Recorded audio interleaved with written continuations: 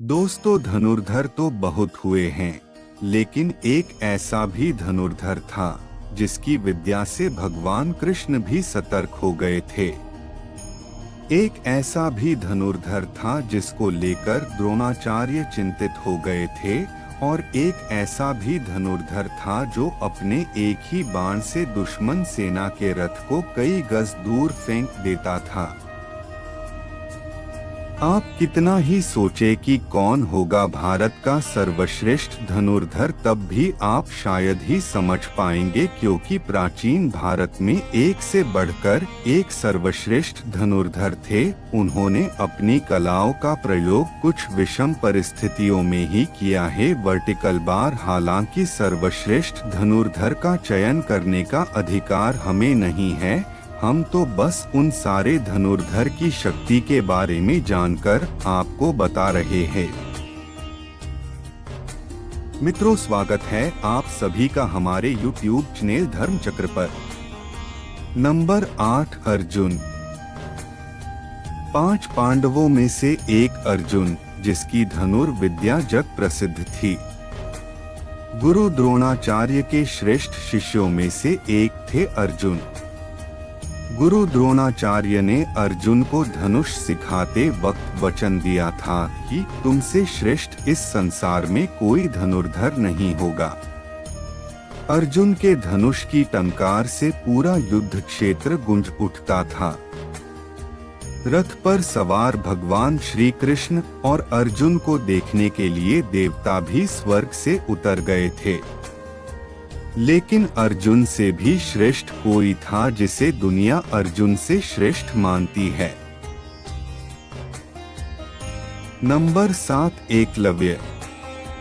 गुरु द्रोणाचार्य की मूर्ति बनाकर उस मूर्ति के समक्ष एकलव्य ने धनुष विद्या सीखी थी। गुरु द्रोण को जब इस बात का पता चला कि एकलव्य अर्जुन से भी श्रेष्ठ धनुष बाण चलाना सीख गया है, तो उन्होंने एकलव्य से पूछा कि तुमने यह विद्या कहाँ से सीखी।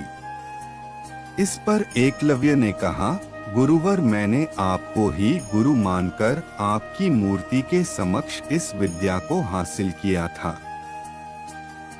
इस बात पर गुरु द्रोणाचार्य ने कहा कि तब तो हम गुरु दक्षिणा के हकदार हैं। एकलव्य यह सुनकर प्रसन्न हो गया और कहने लगा, मांगिए गुरुदेव, क्या चाहिए। गुरु द्रोणाचार्य ने कहा कि तुम जिस हाथ से प्रत्यंचा चढ़ाते हो, मुझे उस हाथ का अंगूठा चाहिए। अर्जुन को दिए वचन की रक्षा के लिए ही उन्होंने एकलव्य से उसका अंगूठा मांग लिया था। नंबर 6, कर्ण। वैसे तो महाभारत काल में सैकड़ों योद्धा हुए हैं, लेकिन कहते हैं कि युद्ध में कर्ण जैसा कोई धनुर्धर नहीं था। यदि कर्ण कवच और कुंडल दान में नहीं देते तो कर्ण को मारना असंभव था। कर्ण के अर्जुन और एकलव्य से श्रेष्ठ धनुर्धर होने का प्रमाण यह है कि कर्ण के तीर की इतनी ताकत थी कि जब वे तीर चलाते थे और उनका तीर अर्जुन के रथ पर लग जाता था तो रथ पीछे कुछ दूरी तक खिसक जाता था। भगवान श्री कृष्ण अर्जुन से कहते थे कि जिस रथ पर मैं और हनुमान विराजमान हैं, उसके इस तरह पीछे धकेले जाने से पता चलता है कि कर्ण की धनुर्विद्या में बहुत बल है। नंबर 5, बर्बरीक। बर्बरीक महाभारत काल का सर्वश्रेष्ठ धनुर्धर था।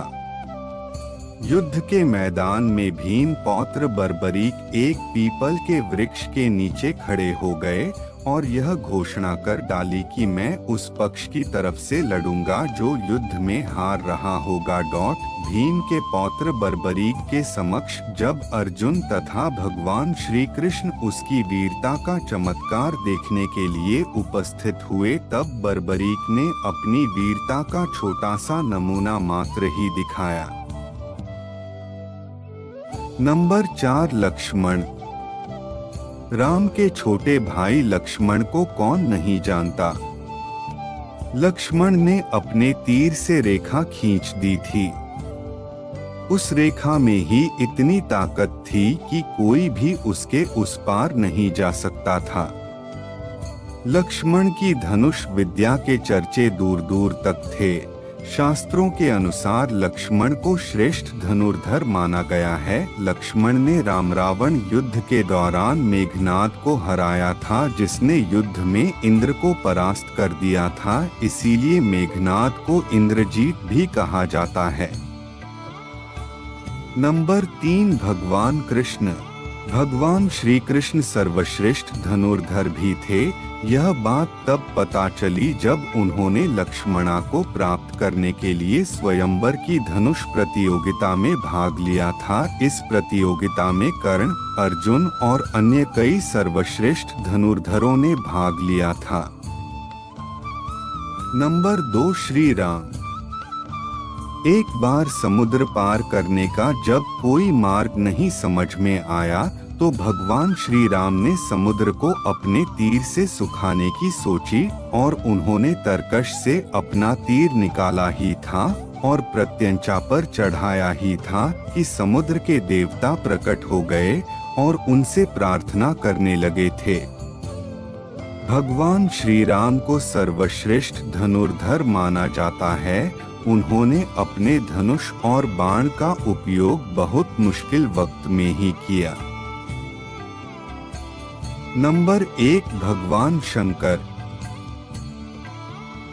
संपूर्ण धर्म, योग और विद्याओं की शुरुआत भगवान शंकर से होती है और उसका अंत भी उन्हीं पर होता है। भगवान शंकर ने पिनाक धनुष से त्रिपुरासुर को मारा था। त्रिपुरासुर अर्थात 3 महाशक्तिशाली और ब्रह्मा से अमरता का वरदान प्राप्त असुर थे।